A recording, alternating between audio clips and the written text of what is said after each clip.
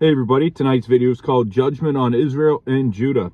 And tonight we continue our summer theme of the Bible.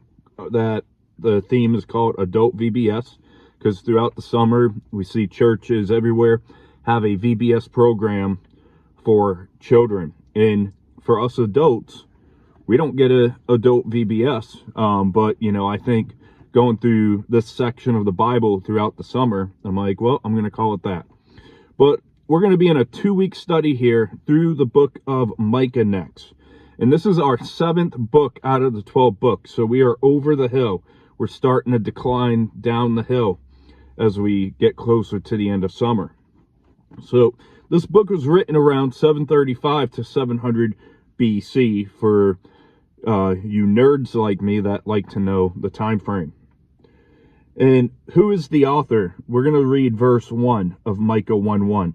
It says, the word of the Lord came to Micah of Moresheth in the days of Jotham, Ahaz, and Hezekiah, kings of Judah, which he saw concerning Samaria and Jerusalem. So just by the book name, we see it's this guy named Micah. And Micah is short for Micaiah, which you probably heard in the book of Samuel's, I believe it is, which means who is like the Lord. And Micah is a common name for a few in the Old Testament, such as seen in Judges 17 verse 1. I was thinking of 2 Chronicles 13 verse 2 and Jeremiah 36 verse 11. And we'll see ahead how Micah proclaimed judgment to a people persistently pursuing evil. And Micah's approach is similar to how other prophets, such as the minor prophets Hosea and Amos, use the speech of like a courtroom or a lawsuit in their terminology. And we'll see Micah also proclaim God's restoration for his people. And Moresheth was located southwest of Jerusalem, near the Philistine city of Gath. And Micah, like Amos, was a man from the country sent to the cities to bring the word of the Lord. And in verse 2, it says, hear all you peoples, listen, O earth, and all that is in it. Let the Lord God be a witness against you, the Lord from his holy temple. So the prophet summons all the nations of the world into the court to hear charges against Samaria and Judah, like the prophet Isaiah did back in Isaiah chapter 3, verse 13 and 14. In context of his holy temple points us to God's heavenly throne, as seen in Psalm chapter 11, verse 4, and Isaiah chapter 6, verse 1 through 4. And God's judgment of Samaria exemplifies and prefigures his judgment against all people who commit idolatry and social crimes. In verse 3 and 4 says, for behold, the Lord is coming out of his place. He will come down and tread on the high places of the earth. The mountains will melt under him, and the valleys will split like wax before the fire, like water poured down a steep place. So high places and mountains could refer to the military position, so crucial to Israel's defense, or to pagan places of worship in the land. And when fortifications disappeared like melted wax, people were gripped by the terrifying reality that they were to answer to the judge of all the earth, as seen in Genesis 18 verse 25 and Amos chapter 4 verse 12 and 13.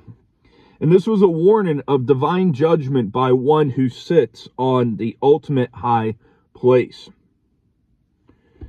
In the prophet Micah, he saw the Lord descending from heaven to earth with judgment.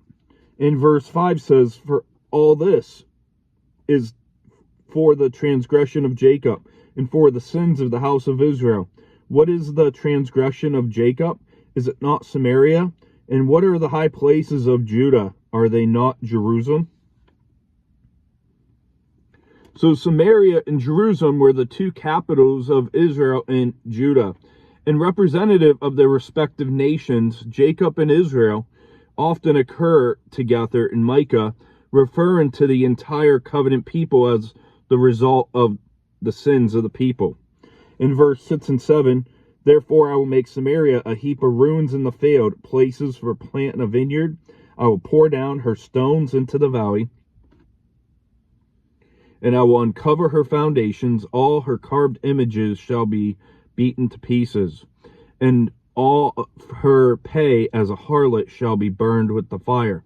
All her idols I will lay desolate, for she gathered it from the price of the harlot, and they shall return to the pay of a harlot. So the Lord spoke directly of the fall of Samaria at the hands of the Assyrians in 722 BC. And centers of idolatry were financed primarily through payments of money, clothing, and food to cultic prostitutes, as seen in Ezekiel 16, verse 10 and 11, Hosea chapter 2, verse 8 and 9, and Hosea chapter 3, verse 1. In Deuteronomy chapter 23, verse 17 and 18 shows they were strictly forbidden in Israel. And precious gold and silver that was taken from Israel's temples was used by the Assyrian invaders for their own idol worship. And in verse 8 and 9, therefore I will wail and howl. I will go stripped and naked. I will make a railing like the jackals, and a mourning like the ostriches. For her wounds are incurable. For it has come to Judah. It has come to the gate of my people, to Jerusalem. So the judgment was so grave that even the prophet lamented as he traced the enemy's irreversible invasion. And Assyria under Sennacherib came close to toppling in Judah in 701 BC, as seen in 2 Kings 18, verse 13 through 27. And it's best to see in reference to Micah, not God here. And the prophet's action both anticipates the coming grief of the people, and it reveals his own sensitivity to the impending plight. And stripped and naked is a symbolic act that's referring to the threat of captivity, also seen played out in words by the prophet Isaiah in Isaiah chapter 20, verse 2 through 4. And the prophet Micah didn't prophesy in a dispassionate, detached way. We see that the prophet Micah had empathy. And when he saw the judgment coming upon his people, it made him reel and howl. And the incurable wounds are the ones that we refuse to bring to God. In verse 10 says, tell it not to Gath, weep not at all, in Beth Aphrah, roll yourself in the dust.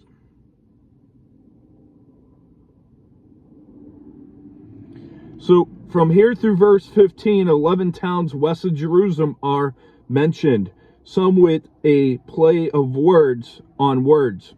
And reflective of King David's dirge at Saul's death, Micah admonished them not to tell the Philistines lest they would be glad and rejoice.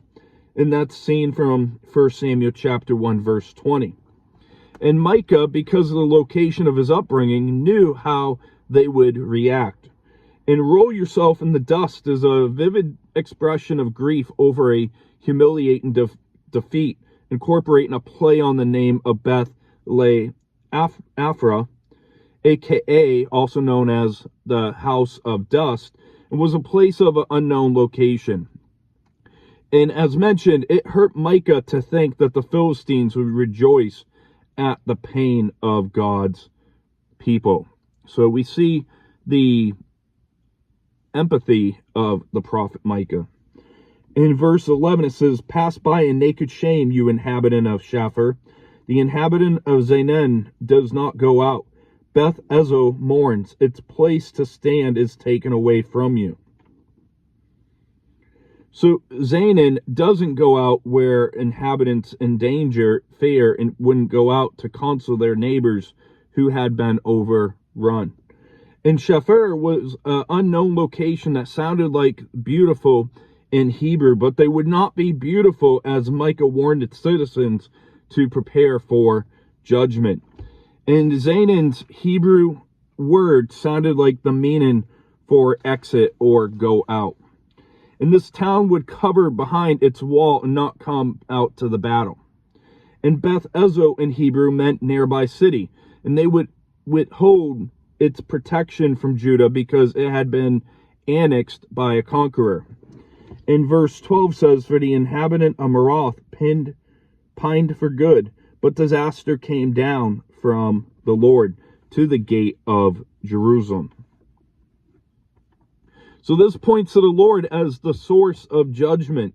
And Marath's name in Hebrew sounded like bitterness, which would experience the harshness of defeat when the army of judgment comes.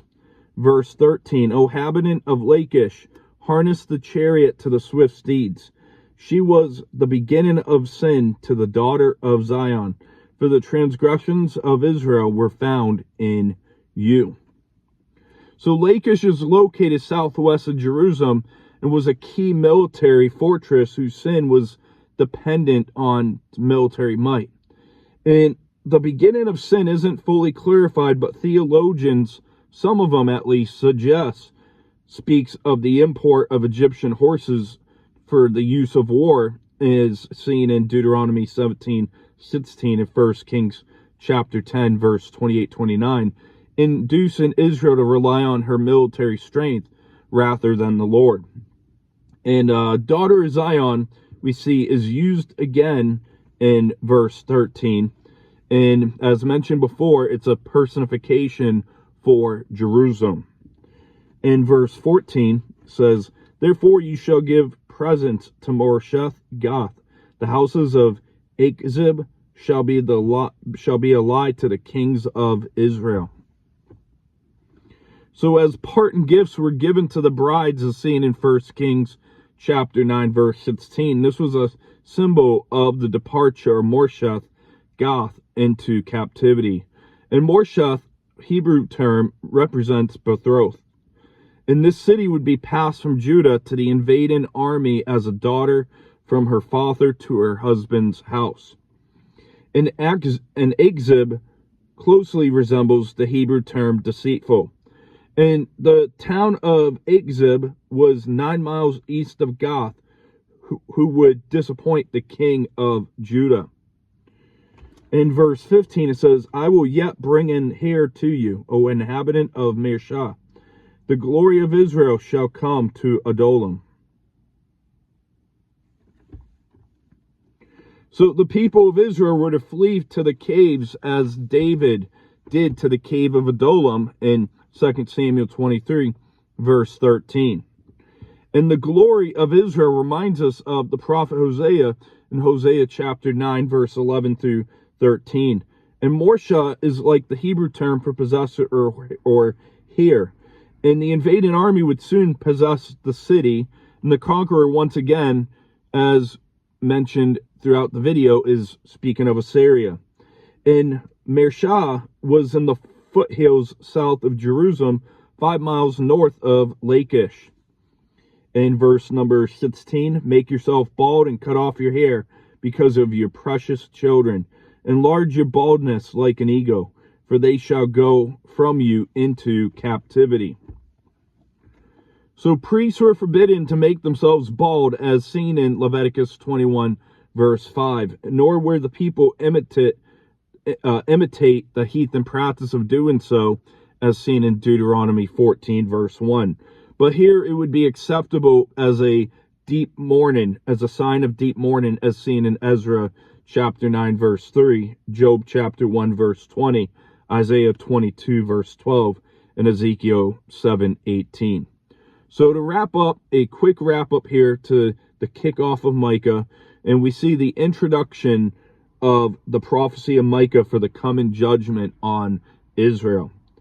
In verse 2 through 5 shows that the Lord comes to judge Israel and Judah. And so oftentimes when we think of the Lord's judgment, we don't want to think of those who belong to him. But even in the New Testament, we see in the book of 1 Peter chapter 4, verse 17 here, it says, for the time has come for judgment to begin at the house of God. And if it begins with us first, what will be the end of those who do not obey the gospel of God? So those are some pretty scary words in 1 Peter. We think of judgment against God's people, but think of those that are outside of God, enemies of God, what they are going to face in the future. So never forget that God will judge those who belong to him first. It's kind of like your child and their friend get in trouble. You're going to be more stern with your child with disappointment and everything than the friend. And Micah chapter 1 verse 6 through 7 shows Samaria left desolate in judgment. Verse 8 and 9 showed us the agony of announcing the judgment on the nation of Judah. And verse 8 and 9 specifically, what really sticks out to me when I read it is the empathy of the prophet. He has a desire and a love for the people that he doesn't want to share the bad news. He doesn't get any thrill out of it. And then we see that the chapter ends with the shame of Judah's judgment is evident among the nations. And that's going to wrap up our study for today. We'll see you next as we'll be looking at God's sinful people. So I hope that you have a great rest of your evening, and I'll let you know when the next study will be. God bless.